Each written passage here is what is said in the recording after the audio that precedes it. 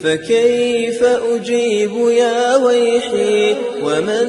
ذا سوف يحميني أسلي النفس آگے اس صورت کا چوتھا رکوع شروع ہو رہا ہے اس پارے کا،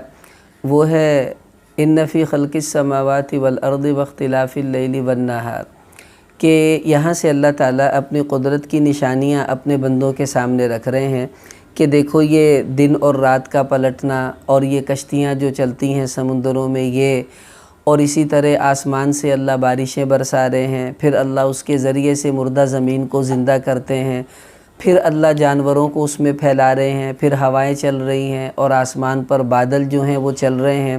اور یہ ساری کی ساری چیزیں جو زمین و آسمان کے درمیان ہیں، لآیات لقوم یعقلون کا یہ عقل والوں کے لیے بہت بڑی نشانیاں ہیں اس کے اندر۔ یعنی اللہ دعوت دے رہے ہیں کہ تم اپنے رب کو پہچاننا چاہتے ہو، اس کی قدرت کو دیکھنا چاہتے ہو، تو کیوں پریشان ہو رہے ہو؟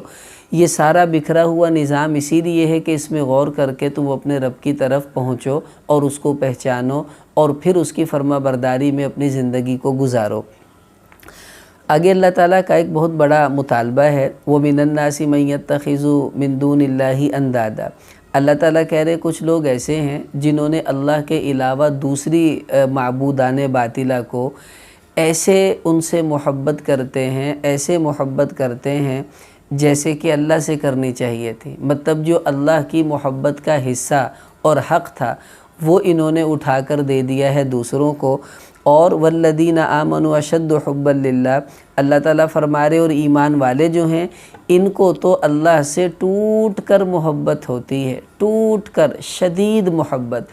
اصل میں یہاں پر جو لفظ آنا چاہیے تھا وہ عشق کا لفظ آنا چاہیے تھا، گویا اللہ یوں کہہ رہے ہوتے کہ ایمان والوں کو اللہ سے عشق ہونا چاہیے، لیکن چونکہ عشق کا لفظ قرآن پاک کی فصاحت کے خلاف تھا، اس لیے اشد حباً کہ شدید محبت، ٹوٹ کر محبت، یہ اشارہ عشق ہی کی طرف کر رہی ہوتی ہے۔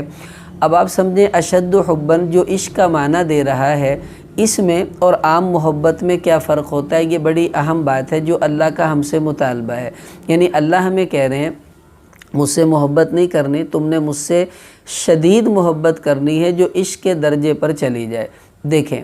محبت انسان کئی لوگوں سے کرتا ہے، ماں سے، باپ سے، بچوں سے، دوستوں سے، بیوی سے، یہ محبت تقسیم ہو جاتی ہے،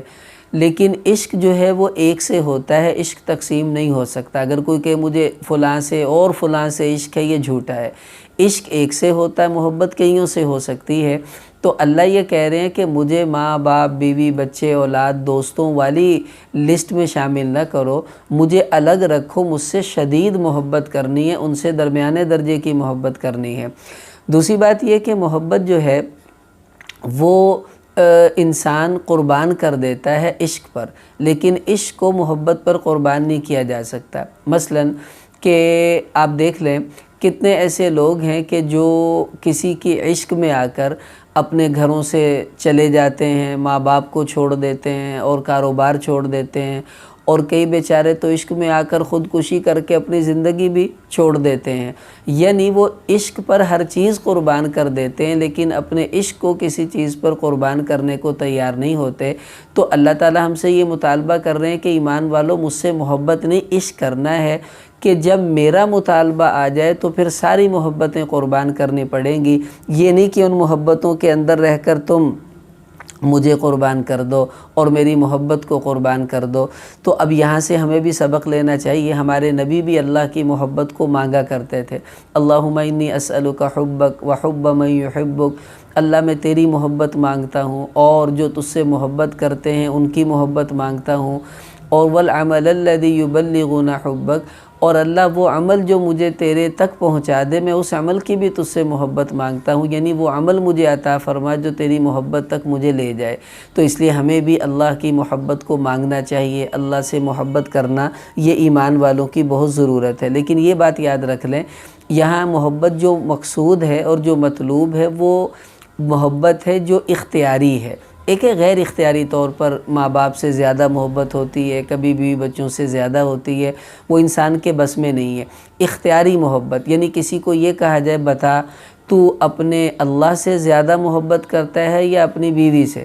اب وہ کہے سوچ سمجھ کر کہ نہیں مجھے اللہ سے محبت ہے، بس اللہ کو یہی مطالبہ ہم سے ہے، اس وقت کہہ دے کہ اللہ سے نہیں ہے مجھے بیوی سے زیادہ محبت ہے، تو یہ مطلب ہوا کہ اس نے اللہ کی محبت کو چھوٹا کر دیا، بیوی کی محبت کو زیادہ کر دیا۔ ہاں یوں کہہ سکتا ہے کہ بیوی سے محبت بھی اللہ ہی کی وجہ سے ہے کہ اللہ کا حکم ہے اپنی بیوی سے پیار کرنا، بچوں سے پیار کرنا، ماں باپ سے پیار کرنا،